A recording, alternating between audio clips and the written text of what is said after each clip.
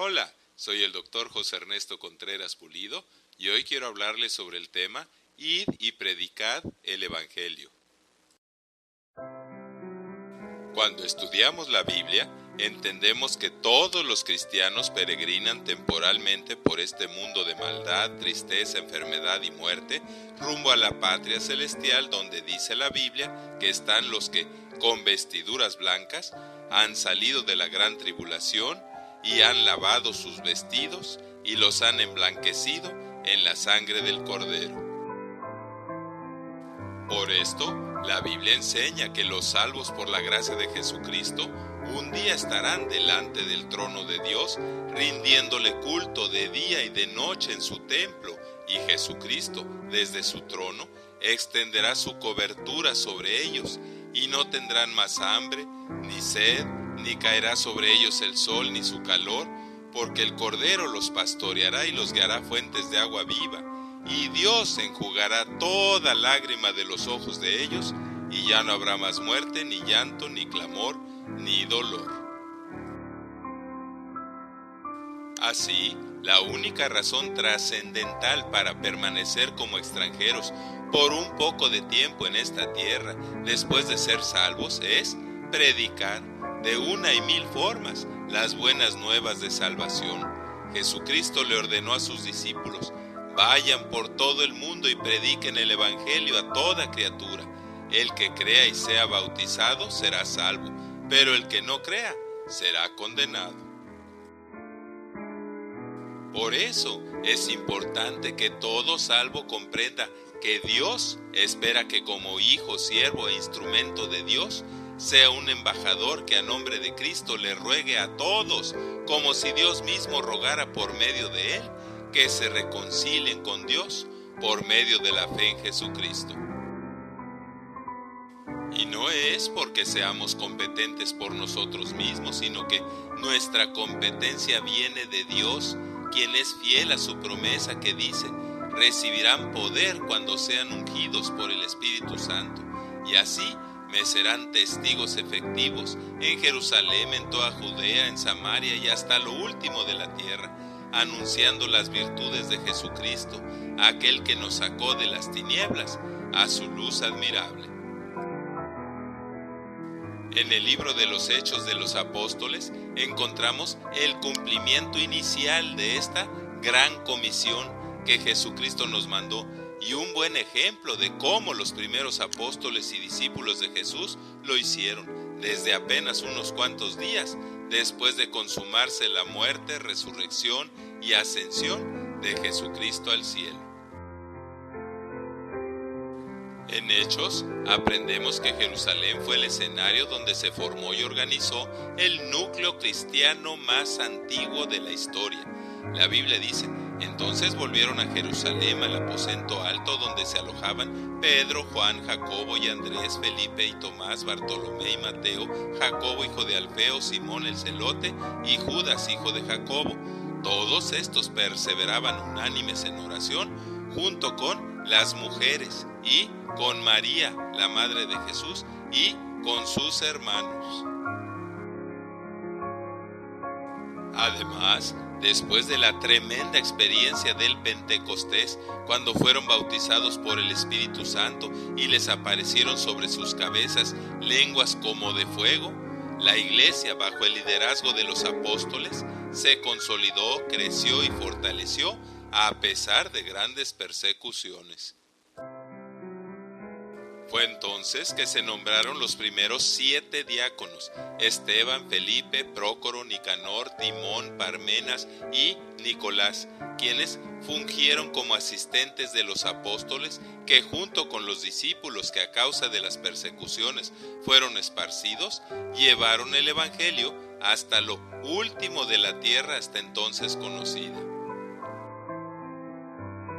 Dice el relato histórico que la palabra de Dios crecía y el número de los discípulos se multiplicaba en gran manera en Jerusalén, donde inclusive un gran número de sacerdotes obedecía la fe, pero que fue entonces que se desató una gran persecución que duró unos 300 años, hasta que Constantino declaró al cristianismo religión oficial del Imperio Romano.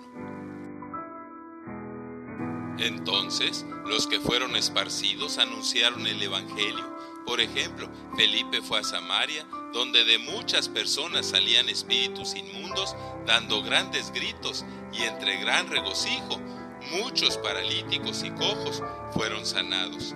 Allí llegaron Pedro y Juan, quienes oraron por los samaritanos convertidos, y después de ser bautizados en agua, recibieron el bautismo con el Espíritu Santo. Que Felipe aceptara predicarles a los samaritanos, considerados judíos inmundos por haberse mezclado con otros pueblos durante y después de su cautiverio por Siria, simbolizó una de las demostraciones más elocuentes de lo universal y poderoso de la gracia de Jesucristo para salvar a todo aquel que cree, al judío primeramente, pero también al griego, gentil, samaritano y hasta el peor de los pecadores. Además, el relato bíblico sigue diciendo que los que habían sido esparcidos a causa de la persecución fueron predicando el Evangelio a los judíos y gentiles de Fenicia, Chipre, Antioquía y Cirene, anunciándole las buenas nuevas de salvación y que Jesús es el Señor, nuestro Dios. Y dice la Biblia que la mano del Señor estaba con ellos y un gran número creyó y se convirtió a la fe en Jesucristo. Después, dice el relato que enviaron a Antioquía a Bernabé, que significa hijo de consolación, un levita natural de Chipre, hombre bueno, convertido al cristianismo y lleno de fe y del Espíritu Santo.